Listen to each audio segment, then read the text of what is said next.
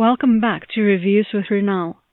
Today's series, These Violent Delights by Chloe Gong. These Violent Delights.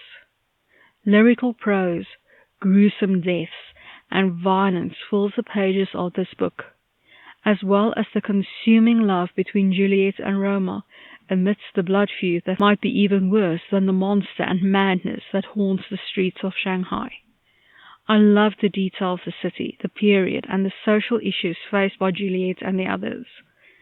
Without giving too much away, the push and pull of violence, love, and vengeance in the book keeps one reading far past the mystery and madness of the world. An intricate plot that keeps one guessing, yet not leaving one too surprised as revelations come.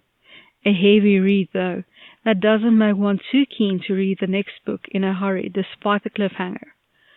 I couldn't read anything else either for a week while my mind digested the book, but then I dove right into the sequel. I had a problem with the italics as it messes with my eyes and head, making it difficult to read and enjoy the book. Authors and publishers, please consider the neurodivergent when making decisions about italics so books are accessible to all. A lot of French conversation, which is fine, except when one isn't fluent, and some of the meaning gets lost without explanation either by action or reaction of others or some context. Trigger warning: people ripping out their own throats, gun violence, blood, knife violence, death, insects. Our violent ends, these violent delights too. The obvious star-crossed lovers motive repeating with Rosalind and someone from the White Flowers, and how it feeds into the traitor part of what's going on, and how all that played out, was rather pitiful, and the contrast between Rosalind and what happened to her and Juliet underscores the difference in their places in the Scarlet Gang. Kathleen, or rather Celia, found her purpose. I think her storyline probably has the one filled most with hope. Benedict and Marshall finally figure out what they feel for each other, in a city that would kill them if anyone found out. Roma and Juliet go from all extremes, physically fighting each other to standing together against the enemy.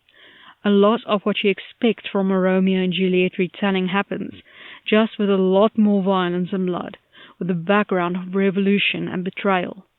Romeo and Juliet are quite volatile and passionate, making everyone else fade in compassion. I like how they finally deal with the monster threat for good.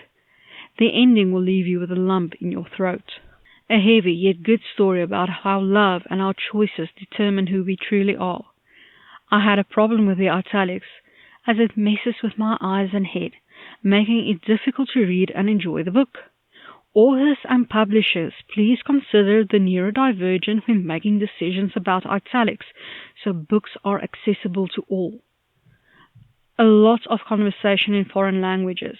I recognize French and Russian, but there were others, which is fine, except when one isn't fluent, and some of the meaning gets lost without explanation either by action or reaction of others or some context.